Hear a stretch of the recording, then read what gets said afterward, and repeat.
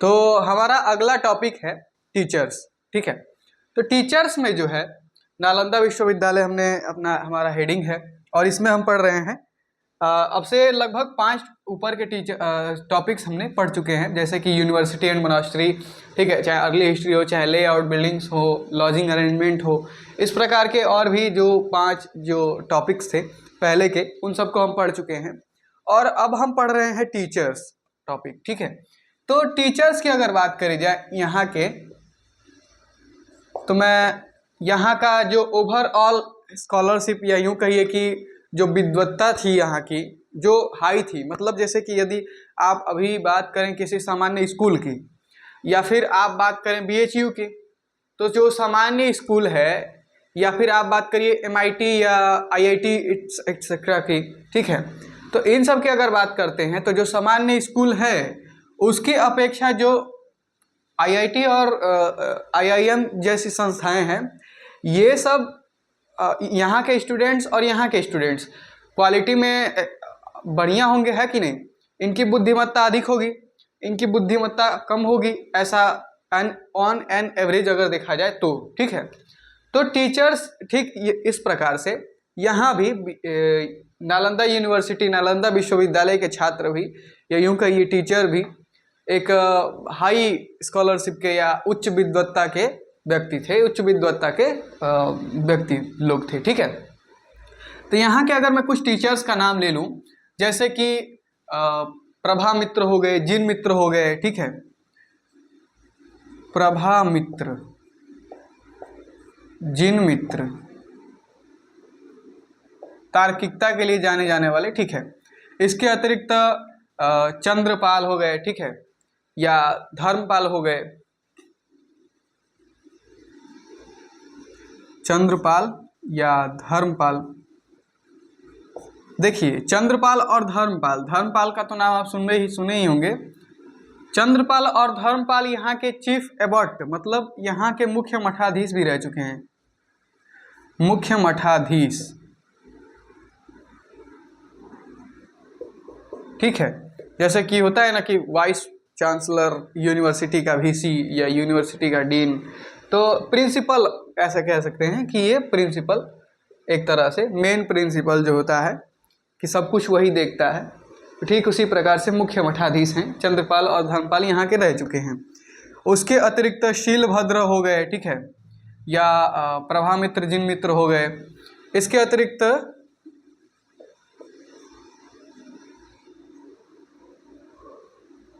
ठीक है, और आप अगर बात करें शीलभद्र, प्रभामित्र, जिन मित्र, या फिर और भी जैसे नाम आप जैसे कि देख सकते हैं, जैसा कि गुणमती या स्थिरमती, ठीक है, गुणमती या नहीं स्थिरमती, ये लोग यहाँ के क्या थे? टीचर्स थे, एजुकेटर्स। लगभग मतलब जितना हम लोग को प्राप्त होता है उस हिसाब से, जो चीनी यात्री फाइयान आया था 30 वर्षों के लिए यहाँ रहा, तो उस इत्सिंग, शायद इत्सिंग था, इत्सिंग जो 30 वर्षों के लिए यहाँ पे रहा, उसके अकाउंट से हमें ये सब पता चलता है।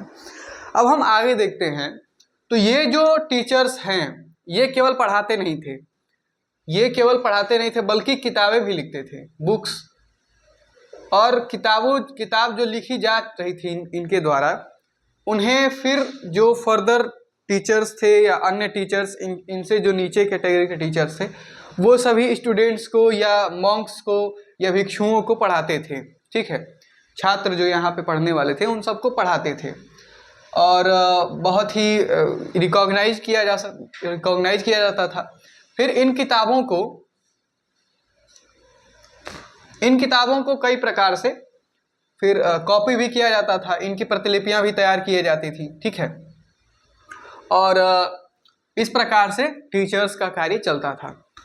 जब आप देखेंगे इस पूरे उसमें, ठीक है, जब सब कुछ पढ़ेंगे जब आप, तो देखेंगे कि कई चीनी यात्री आ रहे हैं और लाइब्रेरी में रुक रहे हैं, तो वो टीचर्स की किताबों को, जो टीचर्स किताब लिख चुके हैं या फिर जो पहले के ग्रंथ हैं या पांडुलिपियां हैं या वांग्मय हैं, ठीक है, इन सब को क्या कर रहे हैं, वो कॉपी कर रहे हैं और उनकी प्रतिलिपियां तैयार करके और अपने देश ले जाने का प्रयत्न कर रहे हैं, ले जाने का व्यवस्था कर रहे हैं और घंटों घंटों तक, दिन दिन तक लाइब्रेरी में वो बिता रहे हैं। तो इस प्रकार से जब आप देखेंगे तो आपको मिलेगा।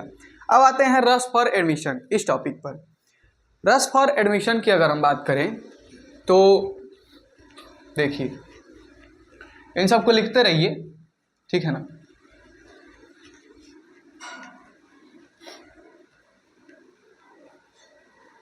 रश फॉर एडमिशन,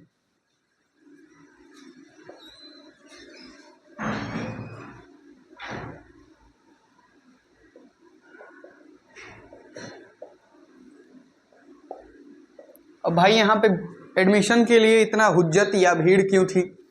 देखिए, भारत में ये रिकॉग्नाइज करी जाने वाली या सबसे बेस्ट यूनिवर्सिटी तो थी ही उस समय की, लेकिन भारत के सभी क्षेत्र से यहाँ पे पढ़ने के लिए छात्र आते थे, टीचर भी यहाँ पे सभी क्षेत्रों से पढ़ाने के लिए आते थे। लेकिन भारत के अलावा भी, जैसे कि तिब्बत हो गया, ठीक है, तिब्बत शायद एक ही बी रहेगा, ठीक है, तिब्बत हो गया, फिर चाइना हो गया, तिब्बत, चाइना, कोरिया, टोखरा, इन सभी जगहों से मिडिल एज में टोखरा को टोखरिस्तान भी कहा जाता था, जो कि इस समय ताजिकिस्तान और तालिबान एटसेट्रा की उस अफगानिस्तान का भाग है, ठीक है, ताजिकिस्तान, अफगानिस्तान और भी एक और है बगल में ना, तो उसका भाग है, थोड़ा थोड़ा भाग आता है टोखरिस्तान का, उस समय के टोखरिस्तान का। तो यहाँ से, कोरिया से, तिब्बत से, चाइना से, यहाँ से लोग आते थे। जैसा कि हम कुछ नाम देखते ही हैं, वेनसांग हो गया या फिर इत्सिंग हो गया या युआन च्वांग, ऐसा नाम आता है, ठीक है। इसके अतिरिक्त यशोवर्मन ये हो गए अपने भारत के, आर्यवर्मन ये हो गए अपने भारत के। तो ये लोग कहाँ पे आ रहे हैं पढ़ाई करने? जैसे कि अगर हुआई लू की बात करी जाए या अन्य और भी नाम ऐसे ऐसे हैं जो याद नहीं कर किए जा सकते, मैं चाहता हूं कि इनको लिख दूं, ठीक है। तो अगर मेरे पास नामों की लिस्ट हो तो मैं उन्हें लिख देना चाहता हूं। जैसे कि मैं लिख देता हूं नाम, मैं यहाँ पे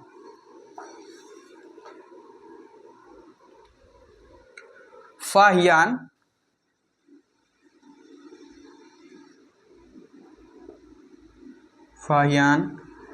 इत्सिंग, ठीक है, युआन च्वांग और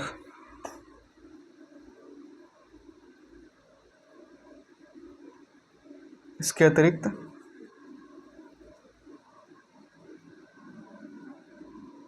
आर्यवर्मन, बुद्ध धर्मन, ठीक है, बुद्ध धर्म और थॉन मी ह्यूएन च्यू,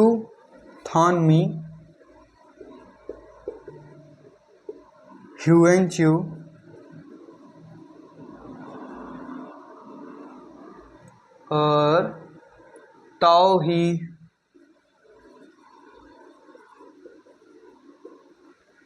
ही हो गया, हुआई नीश कुछ ऐसे करके है, HUIHW है, हुआई नी, ठीक है। और इसके अतिरिक्त ताओ सिंह है शायद, ताओ सिंह,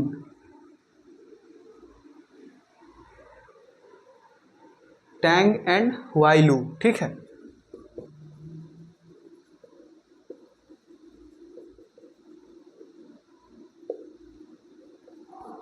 HWUI लू, ठीक है। ये सब लोग हैं लगभग इतने नाम हमें मिलते हैं।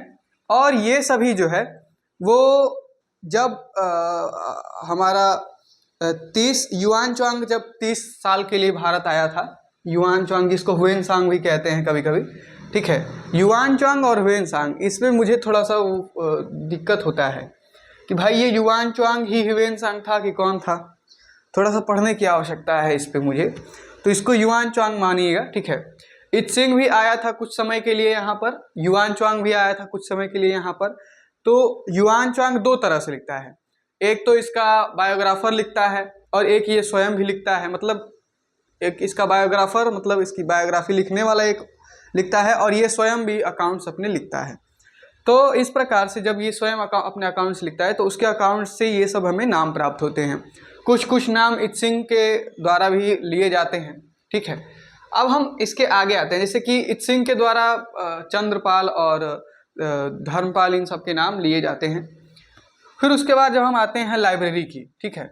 और अच्छा, रस फॉर एडमिशन में एक और चीज़ देख लेते हैं कि यहाँ पर बाहर से छात्र आते थे, इतनी ज़्यादा दिक्कत थी या परेशानी थी, लेकिन फिर भी जैसे बाहर से आने में बहुत सारी तकलीफ़ें परेशानियाँ झेलनी पड़ेंगी। पहली तो लैंग्वेज प्रॉब्लम, ठीक है, दूसरा टेरिटरी है, दूसरा क्षेत्र है, किसी और का क्षेत्र है, तीसरा ये है कि वहाँ जाएंगे तो भाई अपने कोई है नहीं, रहेंगे कहाँ, खाएंगे पिएंगे क्या, ये सब चीज़ें। चौथा ये है कि रास्ते में आ रहे हैं तो किसी ने लूट लिया, ये भी दिक्कत है। और पांचवा और भी अन्य कई सारे प्रॉब्लम्स हो सकते हैं।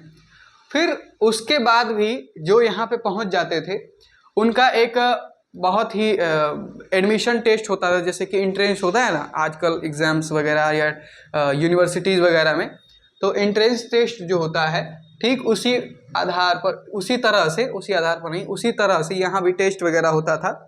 और लगभग 10 में से कुछ एक या दो लोग पास होते थे और वही इसमें एडमिशन पाते थे, मतलब नालंदा विश्वविद्यालय में एडमिशन वही लोग पाते थे। अब हम उसके बाद देखते हैं लाइब्रेरी की, ठीक है। तो यहाँ का जो लाइब्रेरी था, लाइब्रेरी यहाँ की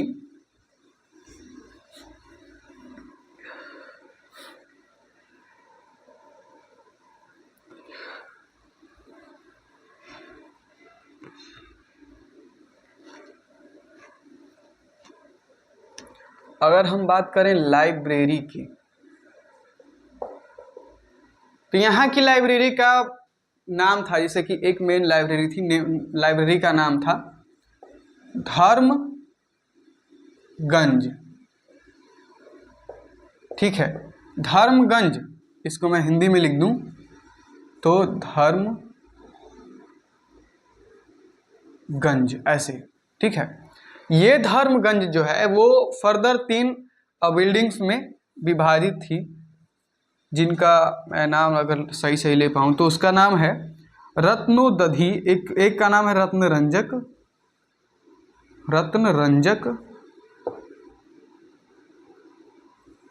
रत्नोदधि और रत्नसागर, ऐसे करके 3 प्रकार से और बटी हुई थी, ठीक है। जहाँ पर धर्मगंज का मतलब है कि सभी धर्मों का या जो सभी प्रकार की जो सब्जेक्ट्स हैं, एक तरह से सब्जेक्ट्स को भी लिया जा सकता है, लेकिन जो सभी धर्म हैं उनका एक जगह पे इकट्ठा हो जाना या एक जगह पे उपस्थित हो जाना या जमावड़ा कह सकते हैं उसको, ठीक है। तो धर्मगंज ये इस प्रकार से सभी धर्मों के एक जगह होने का सूचक है, जहाँ पर हिंदू धर्म की किताबें भी थीं, हिंदू धर्म से रिलेटेड, फिर दर्शन से रिलेटेड, ठीक है, और फिर बौद्ध धर्म से रिलेटेड।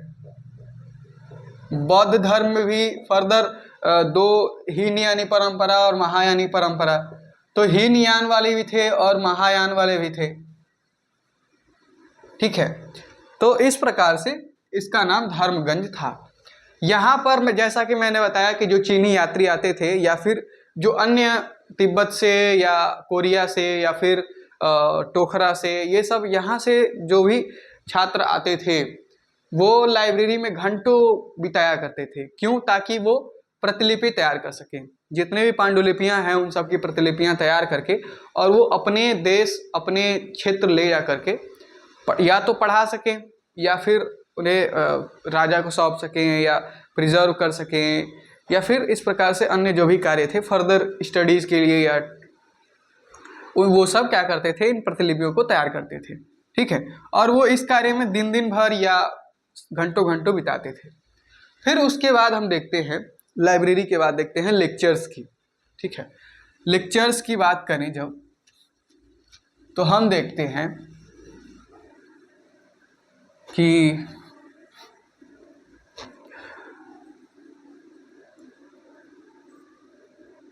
लेक्चर्स यहाँ पर एडमिनिस्ट्रेशन, जो एकेडमिक एडमिनिस्ट्रेशन था, वो लगभग 100 लेक्चर प्रतिदिन, 100 लेक्चर्स पर डे, मतलब 100 व्याख्यान प्रतिदिन होते थे। और ये सभी व्याख्यान एक पे एक, जैसे कि सुबह हो गया, शाम हो गया, दोपहर में हो गया, सुबह दोपहर शाम हो गया, ऐसे इस प्रकार से व्याख्यान हुआ करते थे। और ऐसा अकाउंट हमें मिलता है कि लगभग 100 लेक्चर्स पर डे हुआ करते थे, जिसमें से कई जो जैसा कि मैंने पहले बताया आपको कि यहाँ के जो टीचर्स हैं उनमें शायद नहीं बताया मैंने, तो यहाँ पर मैं अगर बात कर लूँ व्याख्यानों की, तो ऑन एन एवरेज प्रत्येक 10 छात्र पे एक टीचर होता था, प्रत्येक 10 छात्र पे एक टीचर होता था। इससे क्या था कि पर्सनल अटेंशन बिल्कुल आराम से मिल पाता था। जब भाई पर्सनल अटेंशन मिल पाएगा तो वहाँ के छात्र खुद ब खुद बहुत ही विद्वान, या फिर यूँ कहिए कि हर एक पॉइंट्स को ठीक तरह से समझेंगे और उसे विश्लेषण पूर्वक जान पाएंगे और बहुत ही डीप तरीके से उसे एक मजबूत पकड़ रख पाएंगे टॉपिक के ऊपर। ठीक है, जब अगर ऐसा पर्सनल अटेंशन होता है तो पर्सनल अटेंशन उस समय संभव था क्योंकि 10 छात्र पे एक टीचर होता था। ये जो छात्र है, जैसा कि मैंने आपको बताया, टीचर्स में अगर हम बात करें तो यहाँ के जो टीचर्स, यहाँ का जो, एक सेकेंड, यूनिवर्सिटी और मोनास्ट्री, हाँ, तो मैं एक और चीज़ बता दूं इसमें, 10 छात्र पे एक टीचर। यहाँ का जो मैंने कहा कि यहाँ पे लगभग 10,000 मॉन्क्स रहते थे, भिक्षु रहते थे। अब इन भिक्षुओं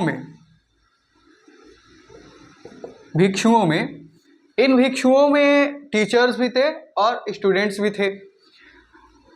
एक और अकाउंट मिलता है जिसमें 5,000 भिक्षु रहने की बात करी गई है। तो अगर हम 5,000 को लें या फिर 1,000 को लें, 10,000 को लें, तो इनमें से लगभग 1,000 लगभग जो 1,000 मॉन्क्स थे, भिक्षु थे, वो 10 सूत्र संग्रहों की व्याख्या कर सकते थे।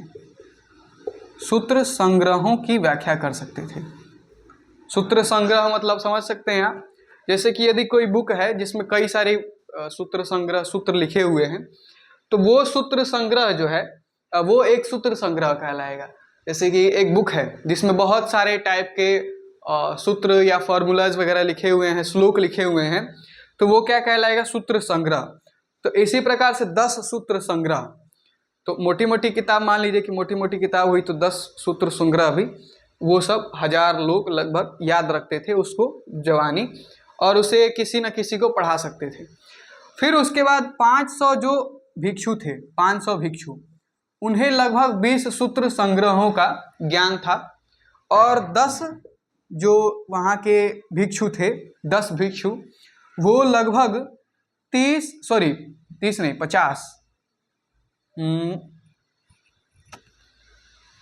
हाँ शायद 50 था, 50 था या 30 था, ठीक है ऐसा ही कुछ था, हाँ शायद 50 ही था। तो 50 सूत्र संग्रहों की व्याख्या कर सकते थे। अब आप बताइए कि ये जो 10 हैं वो मुझे लगता है और जैसा कि ए सल्तेकर भी कहते हैं और इत्सिंग भी ऐसा उल्लेख करता हुआ पाया जाता है कि ये जो 10 हैं ये वहाँ के चीफ एबॉट रहे होंगे या फिर एबॉट्स रहे होंगे ऐसे, या कुछ हायर लेवल के जो रहे होंगे, क्योंकि भैया जिनको ज़्यादा ज्ञान है वो ज़रूर ऊपर के पदों पे आसीन होंगे, जिनको कम ज्ञान है वो नीचे के पदों पे आसीन होंगे। जैसे कि 500 जो मिलते हैं हमें, जिनको 20 सूत्र संग्रहों का ज्ञान है, फिर 1000 जो 10 सूत्र संग्रहों का ज्ञान है उनको। तो ऐसे लोग क्या होंगे, ये जरूर टीचर्स रहे होंगे, शिक्षक रहे होंगे, जो कि अन्य 9000 को या फिर 4000 लोगों को पढ़ाया करते होंगे। ठीक है, तो ऑन एन एवरेज बात किया जाए तो 10 छात्र पे एक टीचर होता था। अब हम एक और चीज़ देखें तो लाइब्रेरी में मैं एक और चीज़ बताना भूल गया आपको कि इत्सिंग जो है मतलब जो यहाँ पर इत्सिंग हमें मिलता है कि इत्सिंग लगभग 400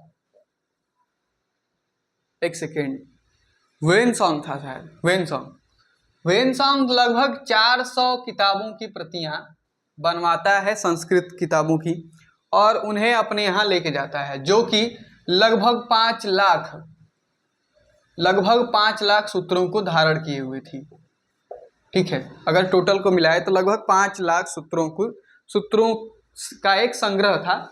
तो 400 किताबों की प्रतिलिपियां तैयार कराते हैं इत्सिंग, और उन्हें फिर वेनसॉन्ग, और फिर उन्हें लेकर के और अपने गांव या अपने देश लौटते हैं। ठीक है, हम इनको देख लिए। लेक्चर्स की बात कर रहे थे तो लेक्चर्स में वही है कि 100 व्याख्यान प्रतिदिन हुआ करते थे, 100 व्याख्यान प्रतिदिन हुआ करते थे। और व्याख्यान कहाँ होते थे, तो व्याख्यान हॉल में, व्याख्यान हॉल बना होता था और उसमें व्याख्यान लिया जाता था। एक टीचर के लिए कुछ न कुछ चबूतरा बना होता था और सभी छात्र नीचे पालथी मार करके और आराम से बैठते थे और व्याख्यान को सुनते थे। जो छात्र कुछ उनको रोग अगर हो गया होता था तो वे अपने ही रूम से, और ज़्यादा रूम दूर नहीं होता था अब उनका, तो अपने ही रूम में बैठ करके और व्याख्यान को सुनते थे। थोड़ा सा दूर ही रूम होता था जिससे कि अन्य छात्र प्रभावित ना हो, और इस प्रकार से वो इन व्याख्यानों को सुनते थे। अब हम आगे देखते हैं, अगर लेक्चर्स की बात हो गई तो करिकुलम पे आते हैं। देखिए, जब हम करिकुलम की बात करते हैं तो